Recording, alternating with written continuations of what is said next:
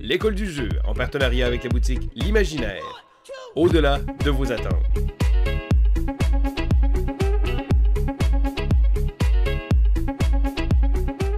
Allô, mon coquelicot préféré, j'espère que tu vas bien et c'est Vincent. Et aujourd'hui, j'ai l'honneur d'être avec Bruno Catala. Alors bonjour Bruno, comment est-ce que ça va? Bah, ça va super bien, bonjour à tous. Et écoute Bruno, premièrement, je voulais te dire félicitations pour Nagaraja. Un très très bon jeu, j'ai beaucoup apprécié l'ambiance, l'interaction. Et surtout, bon, c'est très le fun que tu sois de plus en... Ben, en fait, tu as toujours été présent sur la scène à Cannes ou encore à SN, peu importe. Mais j'ai l'impression que vraiment, il y a comme une appréciation générale de plus en plus envers toi. Puis je trouve ça vraiment le fun parce que je trouve que tu es une personne vraiment sociable et surtout tu as quelque chose à dire de profond sur le jeu en général, mais aussi sur la vie. Ouais, mais là, tu me mets la pression du coup. Non, mais déjà, je suis content que tu aies apprécié Nagaraja parce que c'est un projet qui me tient bien à cœur. Pour tout un tas de raisons. Déjà, premièrement, parce que c'est un jeu qui est fait à quatre mains avec Théo Rivière. Et que quelque part, on a une génération d'écart et quasiment. Et que pour moi, c'est super de pouvoir travailler avec des auteurs voilà, plus jeunes qui m'amènent d'autres envies, d'autres challenges. Donc ça, c'est super cool. C'est aussi un projet qui me tient à cœur parce qu'il est chez Hurricane, chez donc un éditeur qui, en fait, m'a donné beaucoup dans mon petit parcours. Puisque oublions pas que Hurricane, ils ont quand même Yves Menu, le patron, il a quand même monté la société pour publier Mr. Jack. Donc si tu veux, ça nous fait quand même un parcours commun qui vaut quelque chose, enfin qui a un poids affectif pour moi, un poids important. Oh, wow, je savais pas ça du tout que Hurricane avait fait ça. Ça, c'est wow. Ouais. Et enfin, la dernière chose, c'est que ben, je retrouve mon compère Vincent Dutray au pinceau. Et quand tu parles d'atmosphère, etc., moi j'aime beaucoup quand les jeux, enfin tout est cohérent entre la mécanique, la thématique, etc. Et c'est clair que, comment dire, l'ambiance qui est créée par les illustrations de Vincent contribue énormément pour moi à ce que tu vis, en l'expérience ludique que tu vis quand tu joues à ce jeu-là, quoi. Oui, définitivement. Puis même Nagaraja, écoute, sur un plan esthétique, mais aussi au niveau des bâtonnets, excuse-moi le terme. Ouais, c'est des dés en fait, c'est des dés sous forme de bâtonnets. Ouais, ça c'est un point important pour moi aussi parce que en fait on avait besoin de dés à quatre faces pour faire ce qu'on voulait dans ce jeu-là. Et si on s'était arrêté à la facilité, on va dire, on aurait pris, tu sais, les dés en forme de pyramide qu'on utilise en particulier dans le jeu de rôle. Sauf que, d'une part, moi j'ai toujours trouvé que ces dés n'étaient pas forcément faciles à lire pour tout le monde, que ça fait un peu geek, d'une certaine façon. Alors, moi, le mot geek ne me dérange pas, j'en suis moi-même un, hein, je veux dire. Mais je voulais qu'on accède à un public plus large. Et puis, l'autre chose, c'est qu'en fait, les premiers dés qui ont été inventés, c'était sous forme de bâtonnets, justement, et c'était des dés de divination, et c'était justement dans cette région en Inde que les premiers dés viennent, hein, si tu veux. Et quelque part, on retombe sur la thématique de ce jeu, et cette petite cohérence entre le matériel et la thématique, même s'il y a que moi qui la vois, je m'en fous, en fait, pour moi, c'est important. Mais justement, d'où est née l'idée, la thématique, le principe derrière le jeu avec le côté exploration, mais aussi le côté enchère avec les cartes à multiples effets? D'où est-ce que c'est venu, en fait, tout ce concept? Oula, c'est un long parcours. Parce que sur ce jeu-là, on a pas mal cheminé avec Théo. Le jeu, il a commencé à naître d'une envie de faire quelque chose ensemble. C'est-à-dire qu'on savait encore pas quoi, mais c'était l'envie de faire un projet sur lequel on serait associés tous les deux. Donc, on se l'est dit, parce qu'on a l'opportunité de se croiser assez régulièrement sur différents lieux en France, et en particulier, on a aussi cette amitié commune avec Antoine Boza, donc qui nous amène à nous croiser assez souvent. Et puis, bon, on est reparti chacun chez nous, hein. Théo habite aujourd'hui en Belgique, moi je suis dans l'est de la France, plus près de la Suisse, donc on se voit pas tous les jours quand même. Et on a gardé ça en tâche de fond, et puis à un moment donné, moi j'ai eu une toute première idée, qui était une idée purement mécanique en fait, et c'était des dés qui activaient des effets, etc., etc., et je me suis dit, bon, Théo, c'est un passionné, des cartes, des jeux de cartes à, comment dire, à combo, de genre Magic, etc. Moi aussi. Et là, je me suis dit, mais alors, sur un projet de ce genre-là, c'est sans doute le bon partenaire. Et on a commencé à développer autour de cette idée de base. Au début, il y avait que des dés, ensuite on a rajouté des cartes, ensuite c'est devenu des dés et des cartes, enfin, etc., etc. Et en fait, à chaque fois, chaque itération, on avait un jeu qui fonctionnait, qui marchait, et qui marchait plutôt bien. Et pour autant, bah aujourd'hui, on est dans un paysage ludique où je pense qu'un jeu qui fonctionne, c'est loin d'être suffisant. Il faut qu'il y ait un truc en plus, en fait. Et force est de dire qu'on n'avait pas ce truc en plus. Et donc, à chaque fois, on s'est dit, ça n'est pas suffisant, etc. Jusqu'à ce que vienne l'idée que ces cartes et ces bâtonnets qu'on vous lançait et qui nous déclenchaient des effets, ça soit au service de quelque chose, et au service d'une exploration avec la topologie des tuiles qui s'assemblent, qui créent des chemins, etc. Et à partir de là, tout s'est mis en place de façon assez naturelle. C'est vrai que tout est naturel dans le jeu, on le ressent énormément. Donc toi, j'imagine que toi et Théo, vous êtes entrés en contact via Antoine, mais est-ce que vous connaissiez avant? Bah, on s'est connus, on s'est connus sur les salons parce que, comment dire, Théo, voilà, il traînait déjà, enfin, dès le début où je l'ai vu, on s'est retrouvés tous ensemble. Il y avait Théo, il y avait d'autres jeunes auteurs, il y avait Ludovic Maublanc, Antoine, moi, enfin, etc. Donc finalement, tu vois, les connexions, elles se sont faites assez facilement. Puis après, ma première expérience réellement professionnelle avec Théo, je l'ai eue au travers de Kanagawa. Donc Kanagawa, qui est un jeu que j'ai fait avec Charles Chevalier, qui a été publié chez Yellow. Et au moment où j'ai présenté le jeu à Yellow, en fait, Théo était chef de projet chez Yellow. Et donc, il a fait partie des gens qui ont testé le prototype pour la toute première fois quand je me suis déplacé dans les locaux de Yellow pour leur présenter le projet. Et d'ailleurs, anecdote intéressante, enfin intéressante pour moi en tout cas, c'est que dans Kanagawa, il y a une sorte de plateau de jeu, comment dire, qui est une sorte de petit tapis en bambou. Oui. Et qui rajoute une patte au jeu, enfin, qui contribue à la thématique aussi du jeu. Et ce petit tapis, moi j'avais un plateau de jeu normal dans mon prototype, et l'idée de ce petit tapis en bambou, elle vient de Théo quand il était chef de projet chez Yellow, parce que lui-même c'est un fan du Japon, c'est un fan de sushi, et quelque part c'est les petits tapis avec lesquels tu enroules tes sushis. Et après on s'est recroisés à nouveau, parce que de Yellow il est passé chez Repoprod pendant un temps, là aussi comme chef de projet. Et du coup, on s'est recroisés professionnellement dans cette période quand, avec Antoine, on travaillait sur Seven Wonders Duel. Puis là, après ça, de là est venu le contact. C'est sûr que là, tu l'as vu à quelques reprises. Donc là, après ça, est arrivée l'idée de créer un jeu avec lui. C'est ça. Puis ce que je trouve intéressant, en fait, quand je compare, mettons, tu sais, on a, mettons, l'école un peu plus allemande des jeux, on a l'école un peu plus américaine. Puis j'ai l'impression que l'école française, il y a comme une espèce de collaboration naturelle qui se crée, qu'il n'y a pas nécessairement dans les autres écoles. Est-ce que je me trompe en disant ça? Non, c'est sans doute un peu vrai. Après, il y a deux aspects à la question. Il y a la spécificité francophone, je veux dire francophone plus que française, hein, puisque d'abord, le fait de travailler avec des gens qui parlent ta langue, c'est quand même plus simple.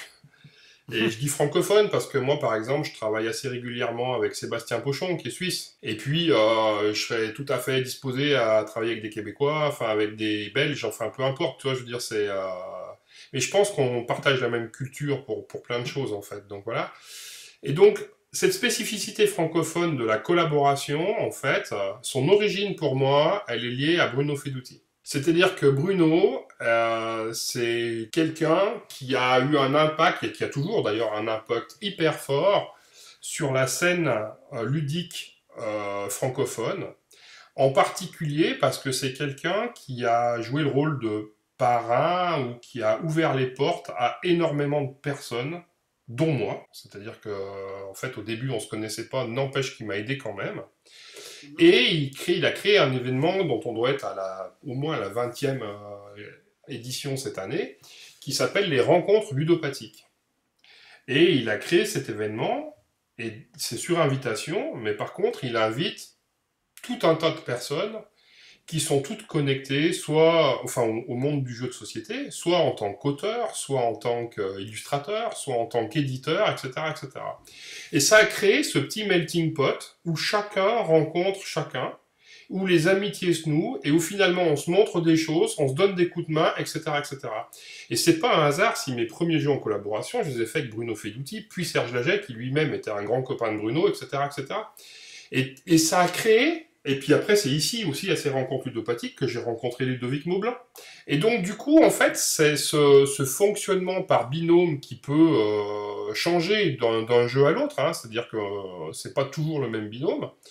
Et ben quelque part, je pense vraiment que c'est Bruno, au travers de ces rencontres ludopathiques, qui a initié ça. Et puis la deuxième chose que je voulais dire par rapport à l'école française, l'école allemande, l'école américaine, on pourrait parler de l'école japonaise aussi, hein, avec le jeu minimaliste et tout ça. Moi, je pense que aujourd'hui, c'est presque déjà un peu dépassé, ou ça va pas tarder à l'être. Ce que je veux dire par là, c'est que effectivement, il y a 15 ans en arrière, il y avait les jeux qui étagens faits en Allemagne, les jeux qui étaient faits en France, les jeux qui étaient faits aux États-Unis, avec assez peu de ponts entre les différents endroits. À part des gens très spécialisés qui regardaient un peu ce qui se passe à droite à gauche et ça. Aujourd'hui, en fait, le jeu est en train de se démocratiser à une vitesse hyper importante, ça progresse énormément. Aujourd'hui, on est tous au courant de tout ce qui se passe mondialement, grâce à Internet, etc. Dans les boutiques, les jeux arrivent traduits directement dans ta langue, quelle que soit l'origine du jeu, en fait. Et donc, tout ça, toutes ces fameuses écoles sont en train de s'influencer les unes les autres, si tu veux. Et donc, en fin de compte, on arrive à une sorte de mondialisation du jeu. Et ce que je pense, c'est qu'à terme, on parlera plus d'école française, machin truc extra. Ce qui fera la différence d'un jeu à un autre jeu, ça sera la personnalité de son auteur et pas sa nationalité. Très intéressant, en effet. D'ailleurs, justement, tu parles de Bruno Feduti, tu parles que lui a introduit ça, mais que là, finalement, cette mondialisation-là va créer de plus en plus d'auteurs qui vont s'identifier davantage à qu'est-ce qu'ils proposent dans leur jeu plutôt que d'où ils viennent. Toi, est-ce que tu as des idées de jeux en partenariat avec des Britanniques ou encore des Américains ou encore peut-être des Allemands? Oui, bah, j'ai un de mes jeux qui va sortir en mai, je crois, que j'ai fait avec Matthew Dunstan. Okay. Donc Matthew, il est australien. Mm-hmm. Il vit actuellement en Angleterre.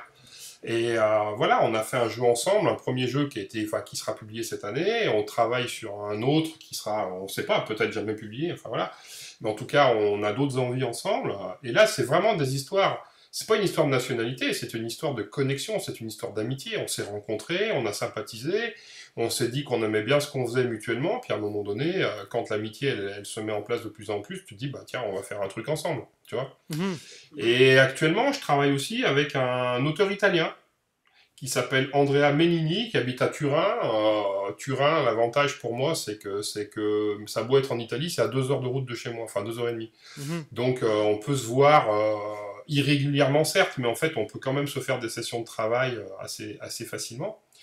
Et voilà, et donc, et puis j'ai fait l'an dernier, là, un jeu qui est sorti, en tout cas, dans certains pays, pas dans tous, qui s'appelle Magic Fold, et je l'ai fait avec un auteur coréen.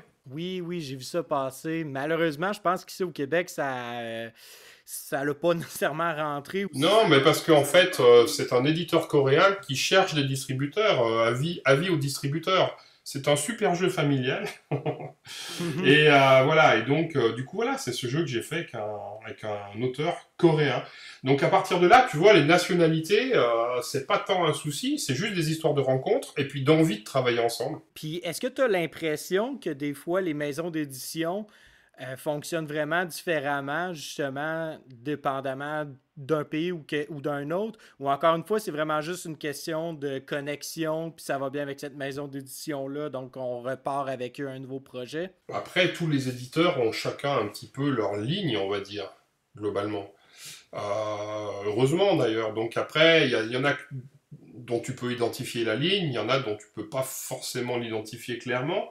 Mais après, d'un pays à l'autre, les gens, ils cherchent à accéder aujourd'hui aux trois mêmes marchés, hein, qui sont le marché du jeu pour enfants, sur lequel moi, je suis pas particulièrement fort, parce que je pense que j'ai beaucoup de mal à comprendre ce qui fait triper un enfant de 5 ans, si tu veux. Et comme moi, ça m'amuse pas en général, ben voilà, je fais des jeux, en fait, de façon égoïste, je fais des jeux pour moi-même, hein.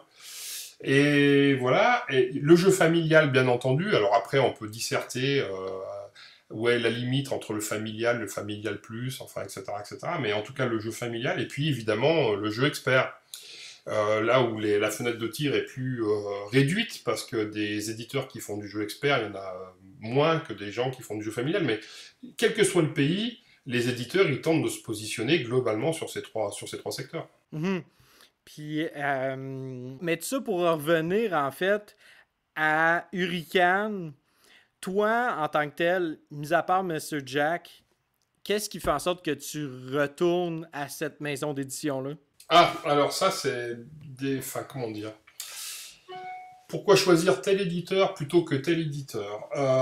Bah déjà, là aussi, il y a des éditeurs que je connais, etc. Moi, je connais leur gamme. Moi, ce qui m'intéresse, en fait, quand je propose un jeu à un éditeur, c'est de tenter de trouver le partenaire qui va donner la meilleure chance à mon projet. Et puis aussi, si jamais j'ai le choix, quelle est la meilleure offre? Oui, définitivement. Là. Alors, en règle générale, j'ai pas forcément le choix, parce que déjà, quand t'as un éditeur qui te dit oui, t'es déjà ravi, tu vois. Mais si par hasard, il y a plusieurs éditeurs qui se déclarent plus ou moins en même temps, alors dans ce cas-là, j'analyse les offres et je vais vers la meilleure offre. L'offre, pour moi, c'est pas simplement le pourcentage final qu'on me propose. Une bonne offre, c'est évidemment, ça compte, hein, bien évidemment, qu'est-ce que tu vas gagner sur chaque boîte, mais c'est aussi dans quel calendrier l'éditeur est capable de prendre en charge ton projet.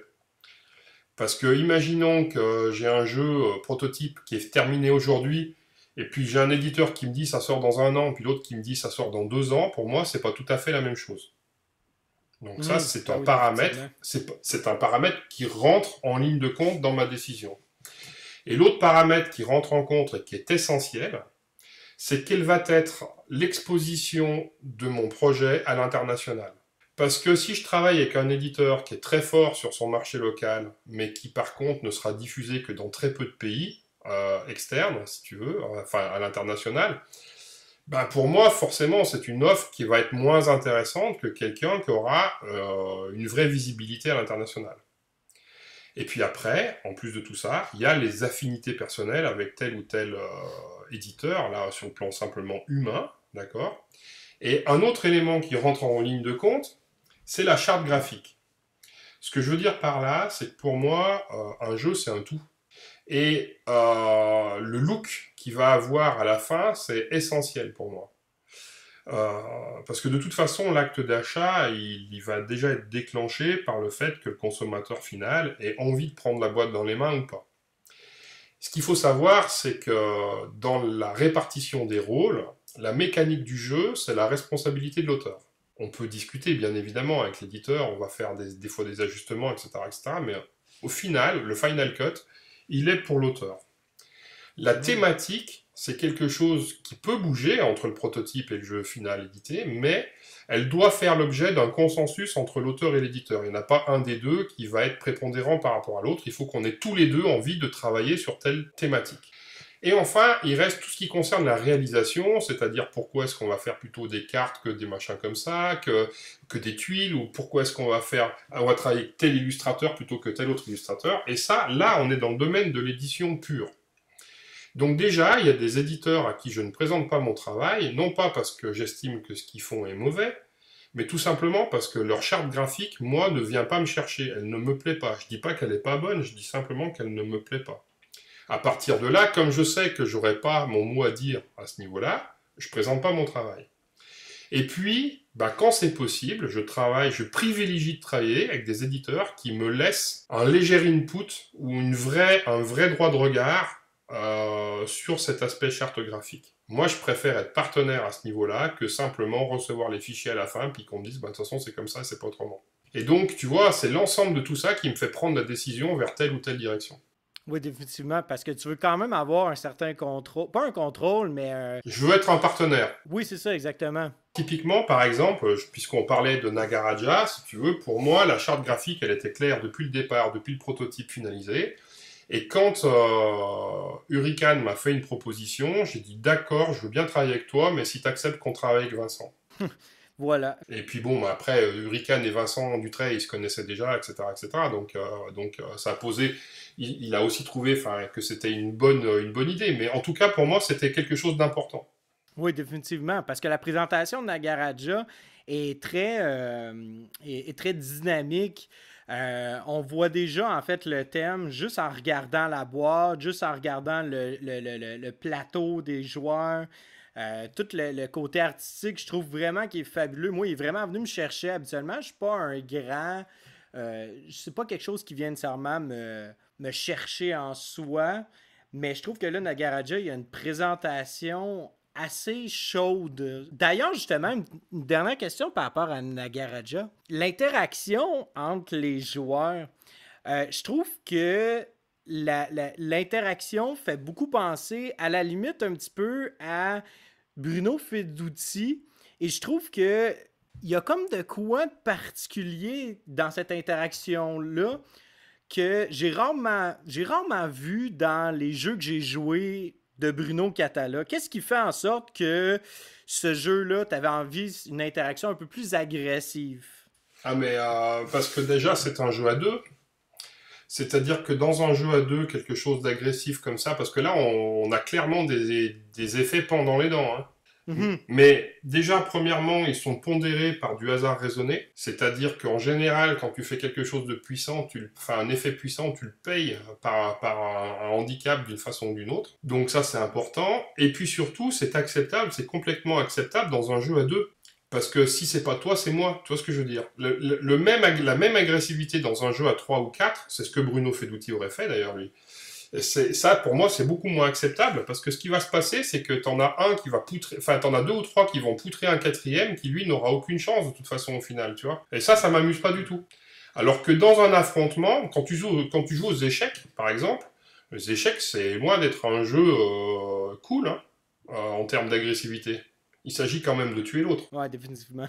Bah oui, et donc dans Nagaraja, c'est exactement la même chose, c'est enrobé différemment, etc. Mais en tout cas, on a cette interaction directe. C'est un combat de boxe, c'est du face-à-face, et puis c'est du pan dans ta face. Et donc, oui. Et puis, tu vois, dans ce monde ludique aseptisé, dans lequel il est de bon ton d'être toujours maintenant bienveillant, on travaille sur les sentiments, c'est magnifique, etc., etc., moi, ça me fait du bien de faire un jeu aussi où on a le droit d'y aller franco, quoi. Ouais, c'est ça, d'y aller un petit peu plus dans ta face, comme tu dis. Exactement, et puis ça plaira pas à tout le monde, mais c'est parfait. J'avais envie, enfin, avec lui, comment dire, Théo, on avait envie de faire ça. Et quelque part, si tu veux, quand tu joues à Magic ou quand tu joues à Keyforge, c'est exactement pareil. Définitivement. Oui, Et donc, tout à on est fait. dans cette famille de jeux, mais ce coup-ci avec un support différent, quoi. Ouais, c'est ça, qui n'est pas juste un jeu de cartes, mais qui est aussi un jeu de plateau avec différents éléments, là, surtout différents mécanismes. Parfait. Écoute, là, j'avais des questions, en fait, qui venaient de notre auditoire de l'école du jeu. La première, ce serait, sans oublier le mot société dans le jeu de société, qu'est-ce que tu penses des jeux qui sont de plus en plus conçus pour créer un mode solo ou encore qui intègrent des technologies, des applications téléphone, etc., etc., comme par exemple Chronicles of Crimes ou Detective? Alors, il y a deux questions en fait à l'intérieur. Parce que la question du jeu solo et la question de la technologie, pour moi, c'est deux choses qui sont différentes. Le jeu solo en tant que tel, alors ça, c'est assez rigolo parce que c'est quelque chose que j'observe aussi. Et d'un côté, ça me désespère, d'une certaine façon. Parce que jouer seul, je trouve ça un peu triste, en fait. Moi, personnellement, en général, j'ai pas très envie de, tu vois. Dans Five Tribes, il y a une variante solo qui a été développée d'ailleurs au début par un copain à moi, et j'ai trouvé que c'était malin ce qu'il avait fait, donc Après, j'ai apporté ma patte et on l'a fini ensemble, tu vois. Et donc, du coup, j'ai fait quelques parties. Et forcément, pour caler le truc. Et ça marche très bien. Mais en dehors du fait que j'ai eu plaisir avec ce copain à caler le truc, depuis, j'y ai jamais rejoué. Parce que moi, j'ai bien envie de jouer à Five Tribes à 2, à 3, à 4, ou même à 5 avec l'extension. Mais j'ai pas envie d'y jouer tout seul, quoi. Enfin, tu vois, et pourtant, elle marche très très bien. Donc, ouais, je trouve ça un peu triste d'une certaine façon. Et puis en même temps, eh ben, j'y réfléchis. Et hormis sur certains jeux, si tu veux, où ça peut se justifier totalement, euh, j'ai plutôt envie, quand c'est possible, de la faire moi, la version solo, puisque je préfère, dans ce cas-là, l'élaborer moi-même, plutôt que de lire sur Internet une pseudo-variante solo qui a été faite par quelqu'un d'autre, et puis qui est finalement une vraie usine à gaz, quoi. Et donc, du coup, actuellement, on est en train de travailler avec Serge Laget sur une scoop, attention scoop, hein, je dis, sur une nouvelle version des Chevaliers de la Table Ronde. Oh, Ou ok. plutôt sur une évolution des Chevaliers de la Table Ronde, parce que les Chevaliers, c'est un jeu qui a été précurseur à son époque avec le Seigneur des Anneaux de Mysiade pour le jeu coopératif pour grands, si tu veux, pour adultes. Et puis après, il y a eu énormément de jeux qui sont sortis, et aujourd'hui, force est de dire que notre jeu initial, il a pris un coup de vieux quand même. Il est resté une référence dans le cœur des gens parce qu'il a apporté quelque chose à l'époque, mais aujourd'hui, par rapport à ce qui se fait, moi personnellement, je le trouve un peu poussif, enfin pas au niveau. Et donc du coup, avec Serge, on a décidé voilà, de retravailler là-dessus. Et là, on a une version qui est en discussion actuellement avec notre éditeur. Aujourd'hui, elle n'est pas du tout validée, hein, mais voilà. Mais on travaille en tout cas. On ne sait pas s'ils le feront pas, on verra. Et toujours est-il que les Chevaliers de base, c'était un jeu qui se jouait de 3 à 7. Et aujourd'hui, notre version, on est en train de faire en sorte qu'elle se joue de 1 à 7. Oh. C'est-à-dire que d'ores et déjà, je sais qu'à 2, ça marche très très bien. Alors évidemment, je rassure tout le monde, il n'y a pas de traître à 2 joueurs. Et encore moins à 1 joueur, parce qu'à moins d'être schizophrène, c'est un peu compliqué. En effet. Donc, est-ce que ça va être une deuxième édition ou c'est vraiment un reskin, excuse-moi le terme anglophone, là, mais vraiment une remasterisation?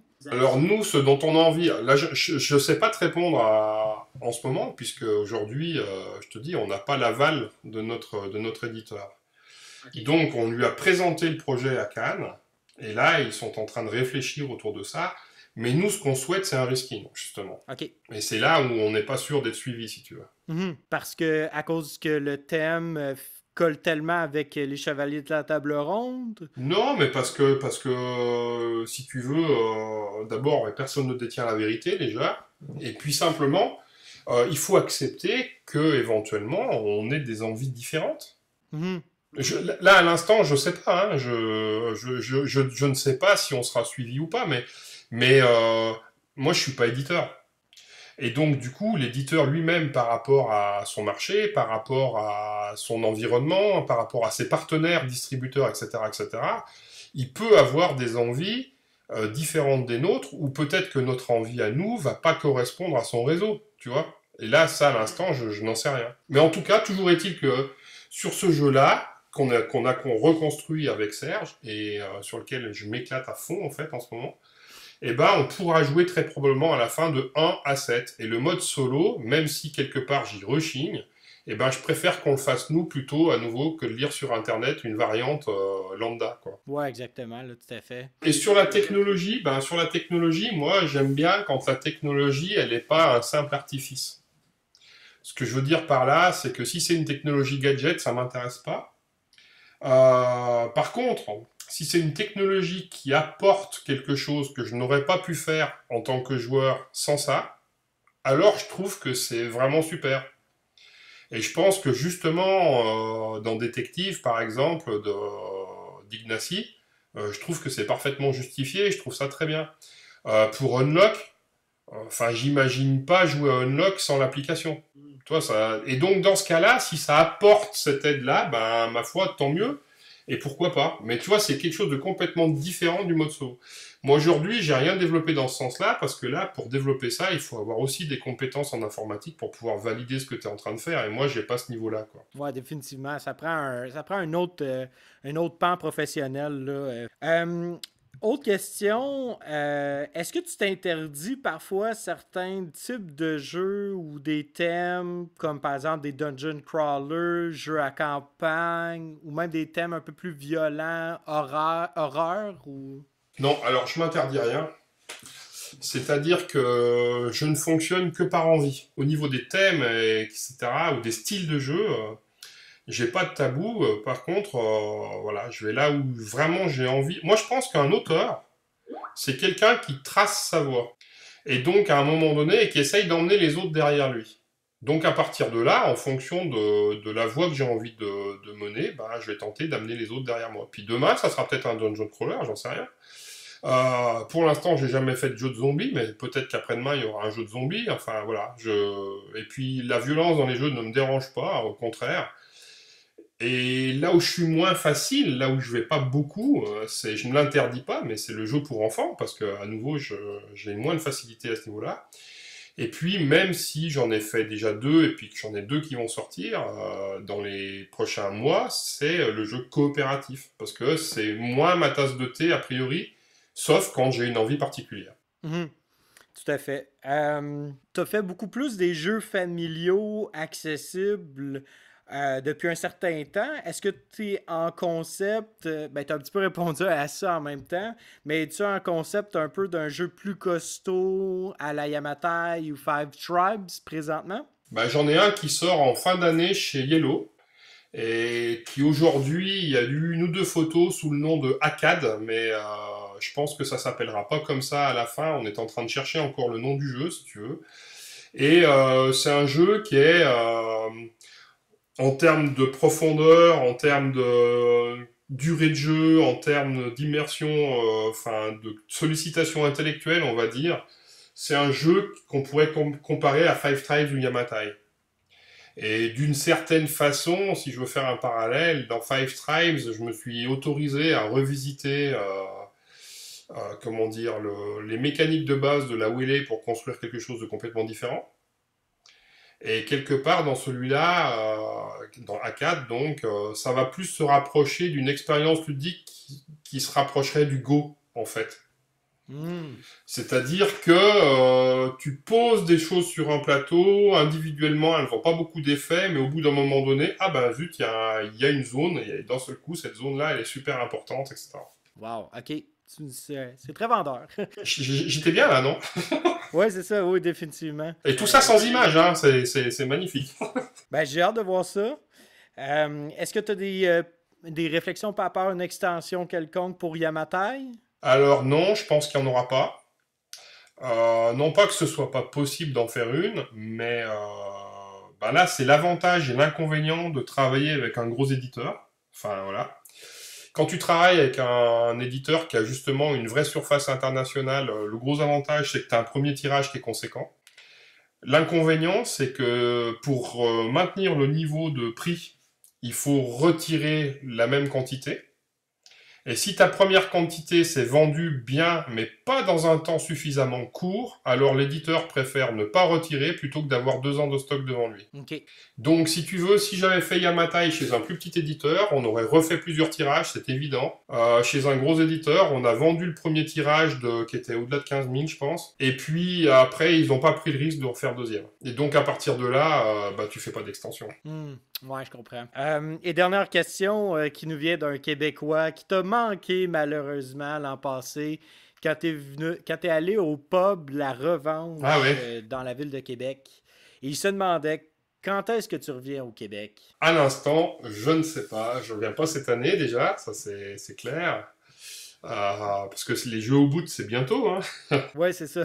mais j'y serai pas cette année. Et puis, je sais pas. Écoute, il n'y a rien de planifié. De toute façon, j'aurai très certainement des opportunités. Et c'est très clair que j'y reviendrai. Parce que j'ai toujours, et là, sans caresser dans le sens du poil, c'est vraiment vrai. je me suis toujours senti tellement bien accueilli, enfin, et que voilà, ça peut que donner envie de revenir en fait. Ah, t'es tellement fin. Non, mais c'est vrai, je t'assure, hein, c'est que ce soit, enfin, peu importe, hein, que c'était à Montréal ou avec toute l'équipe d'Ilo 307 ou à La Revanche ou Randolph, enfin, ou Colonel Moutarde, enfin, partout, de toute façon, partout, ça a toujours été que du fun, quoi. Et moi, j'adore ça, quoi. Ou Valet de Cœur aussi, enfin, tu vois, c'est... On est très accueillant et on aime bien accueillir les gens d'ailleurs. Eh bien, c'est bien apprécié, je peux te dire.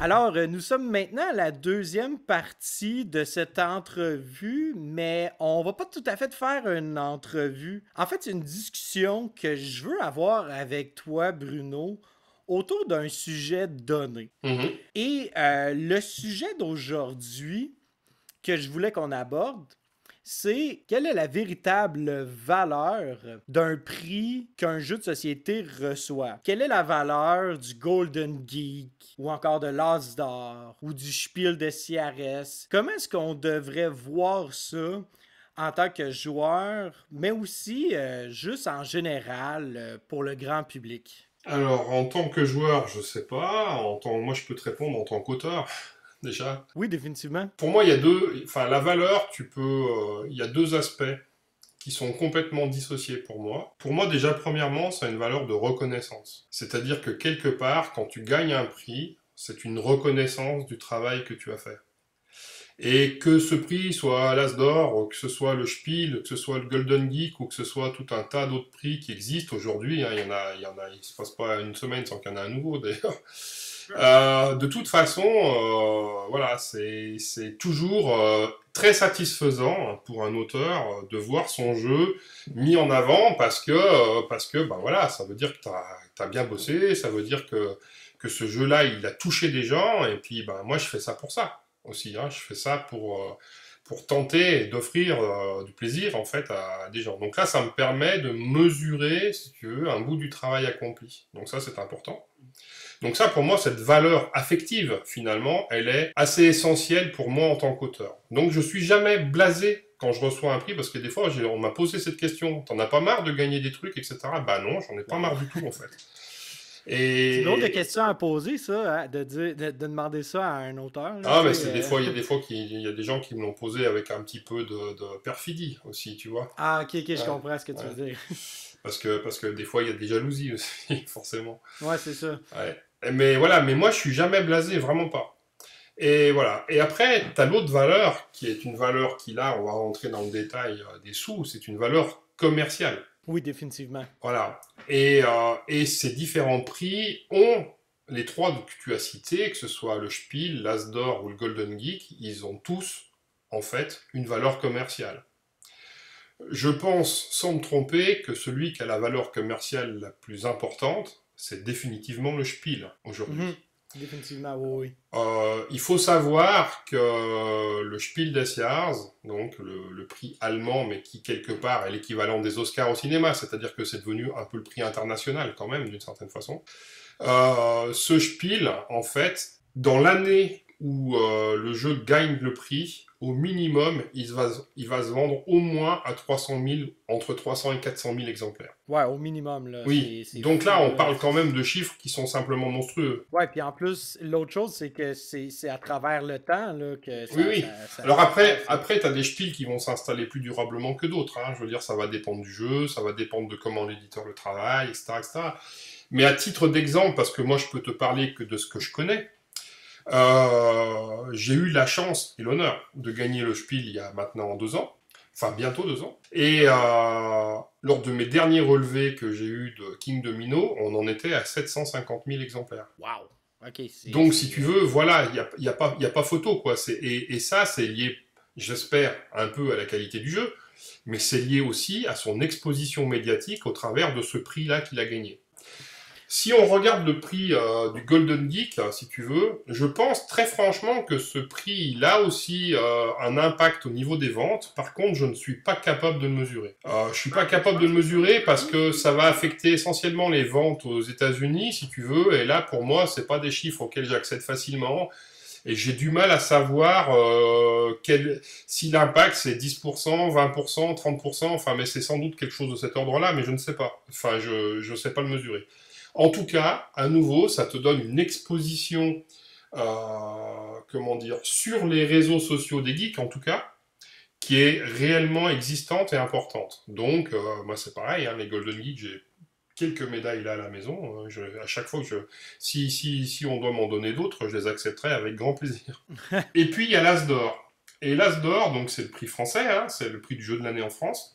Et en fait, c'est un prix qui est en constante évolution et qui a un impact plus important encore chaque année.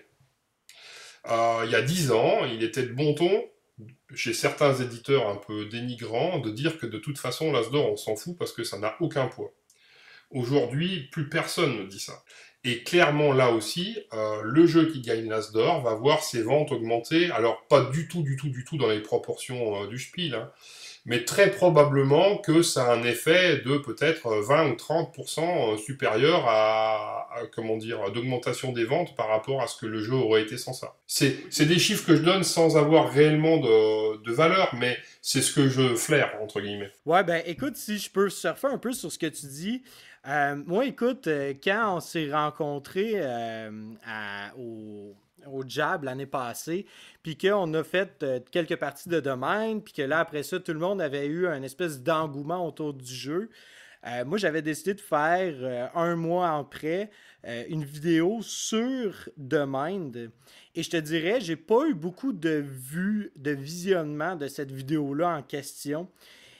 Et tranquillement, quand les nominés de SN sont sortis, et bien là, tranquillement, les vues ont commencé à s'augmenter. Et c'est drôle parce que il y a 2 semaines, je pense qu'il y a 2 semaines, Cannes, si je me trompe pas. Ouais, 3 semaines, ouais, mais Ouais. bon, peu importe. Ben, c'est ça. Ouais. Mais on voit vraiment, si on regarde les statistiques de l'école du jeu, le nombre de visionnements qui ont écoute, ça a pété le plafond, là, les views juste de ma vidéo de domaine. Je pourrais dire la même chose pour Quacksalber. Ouais, bah oui. Mais tu vois, la vraie valeur d'un prix, quel qu'il soit, c'est l'exposition qu'il te donne. Et aujourd'hui, dans un marché qui est pléthorique, où il y a une offre qui est tellement large, etc., que faire connaître ton jeu, ça devient une vraie gageure, et ben gagner un prix, ça te permet d'avoir de la visibilité. Puis encore là, moi, ce que je me demande, c'est que souvent, et c'est ça que j'explique un petit peu dans ma critique de Quacksalber, il y a eu beaucoup de critiques par rapport justement au Kennerspiel de cette année, exprimant un peu le mécontentement que c'est pas vraiment des jeux qui sont considérés comme experts. Et là, il y avait des gens qui parlaient, bon, des jeux de Vital Lacerda ou encore des grosses pièces de viande qui sont sorties en 2017, pardon. Et pourtant, c'est pas ça le but. Le but, c'est d'offrir un jeu qui est accessible à tous, mais de stratégie. Surtout, en fait, à un moment donné, déjà, premièrement, il faut bien se rappeler un truc, c'est qu'un jury, il est souverain. Le résultat qu'il donne à la fin, ça n'a pas valeur de vérité. Peu importe que tu gagnes ou que tu gagnes pas, peu importe que le jeu qui soit mis en avant te plaise ou te plaise pas, on n'est pas en train de te dire c'est le meilleur jeu du monde, on est en train de te dire c'est le jeu que nous, jury, on a envie de mettre en avant cette année. Et donc, à partir de là, un jury fait ce qu'il veut. Et on n'a même pas à le commenter d'une certaine façon. Et complémentairement, en ce qui concerne le Spiel, il suffit d'aller regarder les statuts du Spiel pour savoir qu'est-ce que sont les catégories et qu'est-ce qu'ils ont décidé de rentrer dans chaque catégorie. Et on ne devrait pas être surpris que le Kenner Spiel soit pas un jeu qui soit Kenner+++.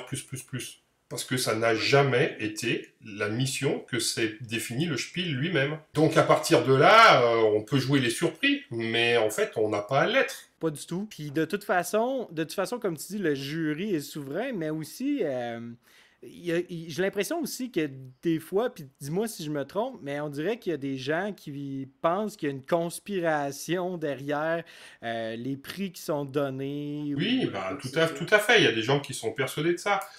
Après, qu'est-ce que tu veux? On est aussi dans une société aujourd'hui de conspirationnistes, globalement. Il suffit de regarder les réseaux sociaux, etc., etc. Enfin, tu vois, quand tu vois le nombre de personnes qui pensent encore que la Terre est plate, c'est pas surprenant de retrouver des choses un peu aberrantes au niveau aussi au niveau des jeux de société.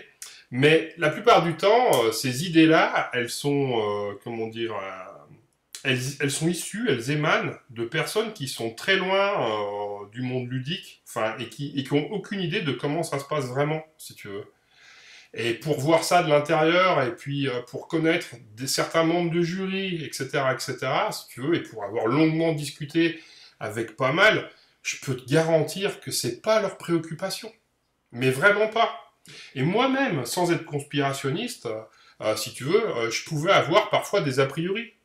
Par exemple, j'étais persuadé pendant longtemps, et c'était quelque chose qui avait pas mal diffusé du côté francophone, que le Spiel ne pouvait pas être gagné par un éditeur qui ne faisait pas fabriquer son jeu en Allemagne. Et ben, King Domino a gagné, il est fabriqué en Chine. Et il s'avère que j'ai pu discuter quand je suis allé à Berlin avec certains membres du jury, etc., après, si tu veux, et ils m'ont dit, mais en fait, nous, tout ça, tout ce que tu dis, on s'en fout. C'est pas notre propos. Qui a fait le jeu? Quel est l'auteur? Est-ce qu'il a déjà gagné? Est-ce qu'il n'a pas déjà gagné? Est-ce que par rapport à l'ensemble de sa carrière, il le mériterait ou pas? Est-ce que l'éditeur, son éditeur a déjà gagné ou pas encore? Est-ce que tout ça, ce ne sont pas des critères.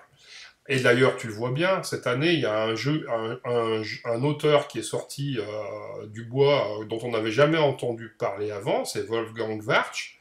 Il avait quand même 3 jeux nommés. Eh ben, si les jurys se posaient ce genre de questions, ils n'auraient pas nommé les 3. Donc, il n'y a aucune conspiration, il n'y a aucun favoritisme.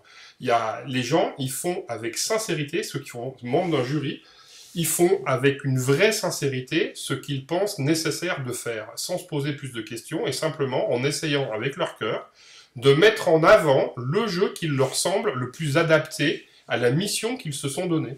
Puis de toute façon, dans tous les cas, ça reflète pas nécessairement, comment est-ce que je peux dire, l'opinion générale ou quoi que ce soit. Le but, c'est pas de faire ça, là. Non, et puis dans un prix, il y a une dimension politique. Mais pas au sens politicien, au sens noble de la politique. C'est-à-dire qu'à un moment donné, moi, jury, j'ai envie de montrer au monde entier que ça, c'est ça qu'il faut regarder. À un moment donné, c'est une décision politique, quelque part. Et justement, on peut tout à fait en parler vis-à-vis de The Mind qui vient de gagner l'As d'Or, si tu veux. Effectivement, il y a des gens qui vont rester à côté de ce jeu, qui vont pas comprendre, etc., etc. Il y en a même que ça va pouvoir fâcher, peut-être. Mais on s'en fout. Le jury a pris une décision en disant « Regardez ce qu'on peut faire avec simplement un paquet de 100 cartes. » Et où on se parle pas, où il se passe des choses incroyables en termes d'expérience ludique. Et ben voilà, c'est une décision, et cette décision-là, elle va convaincre certains plus que d'autres, mais elle est tout à fait noble, elle est tout à fait digne d'intérêt, elle est respectable. Puis quand tu regardes, les autres qui étaient nommés, souvent, moi j'ai eu des discussions autour de, Demain a gagné l'As d'Or, mais pourtant l'Île au Trésor est tellement meilleur. Ouais, mais alors moi, attends, l'Île au Trésor, je peux t'en parler, très bien, parce que l'auteur de l'Île au Trésor, c'est Marc Paquien. Marc Paquien, c'est mon co-auteur de Yamatai, et on habite à 30 bornes l'un de l'autre, donc on se voit très régulièrement. Donc l'Île au Trésor, je connais l'Île au Trésor depuis la toute première idée initiale. Donc tu penses bien que j'aurais bien aimé que Marc gagne, parce que c'est mon pote, et puis parce que ça m'aurait fait plaisir, etc. Donc moi j'étais très partagé, parce que d'un côté, effectivement, j'avais envie que ce soit Marc, et donc l'Île au Trésor, et d'un autre côté, si moi j'avais été membre du jury, malgré le fait que ça soit un jeu de mon pote, j'aurais voté The Mind. Parce que en dehors du fait du côté incroyable qui peut se passer avec ce jeu, ce qui est tout aussi vrai d'ailleurs avec l'Île au Trésor, il y a un côté assez incroyable dans le jeu, si je dois, ce soir, faire une partie avec mes parents, avec des gens qui connaissent pas grand-chose aux jeux de société, lequel des jeux je vais avoir le plus de facilité à mettre en place? Définitivement The Mind. Définitivement The Mind. Les 3 autres, Solenia, super jeu, d'ailleurs bravo à Sébastien Dujardin, il a fait un travail exceptionnel sur ce jeu-là aussi, enfin toi. Shadow Amsterdam, j'ai pas d'avis, j'ai pas joué. Et puis, mais je fais confiance au jury. Et puis l'île au trésor, mais ces trois jeux-là, ils sont beaucoup plus longs, complexes à mettre en œuvre. Moi, je pense vraiment d'ailleurs que l'île au trésor aurait gagné à être un tout petit peu plus simplifié au niveau des règles pour aller chercher plus du côté famille que du côté gamer. Tu vois ce que je veux dire? Oui, définitivement. Mais en tout cas, c'est un jeu génial et puis qui a complètement sa place. Et puis je trouve que c'est une super mise en avant déjà de faire partie de la liste. Tu vois? Oui, exactement. Puis je pense qu'à la limite, de se fier seulement à ces prix-là, c'est pas tout à fait juste, dans le sens où est-ce que je pense qu'il faut aussi aller avec soit des auteurs qu'on apprécie, ou encore, bon, c'est pas pour faire la promotion des médias ludiques, mais souvent, bon, écoute, tu vas peut-être avoir des goûts similaires avec un YouTuber davantage qu'un autre, puis peut-être c'est davantage... Il y a un avantage à écouter cette personne-là en question avec qui tu as des goûts en commun, plus que de voir qu'est-ce qui a gagné un prix ou quoi que ce soit, là. Oui, bien sûr. Hein. Et puis nous, en tant que professionnels, entre guillemets, du monde du jeu, je pense que quelle que soit la décision, en fait, il faut être très zen par rapport à ça. Et quand ça te sourit, il faut prendre les choses avec joie et reconnaissance. Et puis quand ça sourit aux autres, eh ben, tu as aussi le droit de les féliciter et puis de porter enfin, comment dire, de contribuer à porter leur jeu aussi, quoi. Oui, il faut absolument faire ça parce que justement, Ben parce qu'on y sera tous, on y sera tous gagnants à la fin. Et créer des fausses polémiques par frustration, par etc. Ça sert strictement à rien.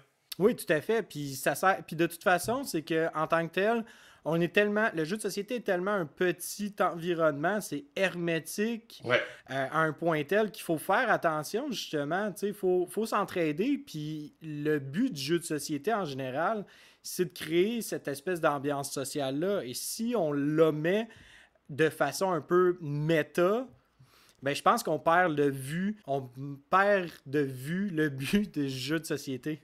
C'est ça. Mais tu sais, comme tu vois, moi, j'aurais aimé que l'île au trésor gagne parce que moi, ça a été mon numéro 1 de 2018. J'ai adoré ce jeu-là. Puis tu vois, moi, mon oncle qui est arrivé puis qui a joué à ce jeu-là, puis le dernier jeu qu'il avait joué, c'était dans les années 80, puis c'était Risk, tu sais. Quand tu l'installes sur la table, puis que ça réussit à faire ça, ou même, mais encore une fois, je t'en avais parlé de façon personnelle, mais grâce à Scarabia, ben mon beau-frère commençait à jouer avec ma nièce, puis là, il tripe jeu de société, il s'amuse. Pourquoi est-ce que ce jeu-là a pas gagné, tu sais, plutôt qu'un autre? Ben voilà, mais de toute façon, tu sais, reprends la liste de Cannes. En face, donc si on prend les jeux un par un, aucun d'entre eux n'est illégitime dans la liste. Ils sont tous totalement légitimes. Et pour autant, tu peux supprimer chacun d'entre eux et le remplacer par un autre jeu qui serait tout aussi légitime. Oui, exactement. Par exemple, tu supprimes The Mine et puis tu mets Welcome to. Tu supprimes l'île au trésor et puis tu mets Ganymede, etc., etc.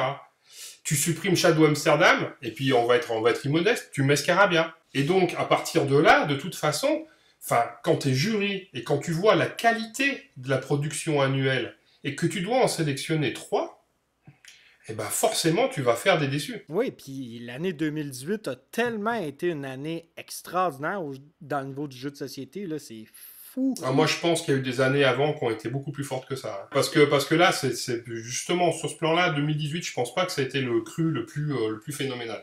Mais malgré tout, tu as quand même un panel de jeux qui auraient tous mérité d'être là, puis il faut en choisir 3. Donc à un moment donné, en ton âme et conscience, tu choisis 3 par rapport aux critères qui sont les tiens, enfin qui sont ceux du jury. Et puis c'est tout. Et puis voilà. Et puis de toute façon, tous les jeux, comme encore une fois, tous les jeux qui ont été nommés, ils sont totalement légitimes. Et donc il faut les saluer, il faut les encourager, il faut féliciter le vainqueur, et il faut se réjouir de la qualité de la production globale. Puis, tu sais, souvent, c'est niaiseux, mais c'est aussi la question de connaissance ludique du jury. Le jury n'a pas connaissance de tous les jeux qui sont sortis pendant l'année 2018. Et souvent, on va y aller vers des jeux qui sont un peu plus, pas connus, mais qui ont été davantage mis de l'avant, tu sais. Alors que, mettons, il y a des jeux que moi, j'ai capoté en 2018. Des jeux coopératifs comme Dawn of Peacemakers, qui a passé complètement en dessous du radar. Et pourtant, moi, j'ai adoré ce jeu-là. C'est un jeu que je pense que tout le monde devrait essayer. Mais ça n'a pas été un jeu qui a brillé dans les médias.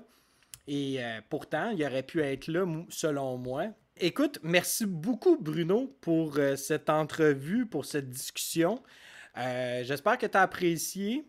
Et surtout, est-ce qu'il y a une manière, en fait, qu'on puisse te suivre via les médias sociaux ou quoi que ce soit?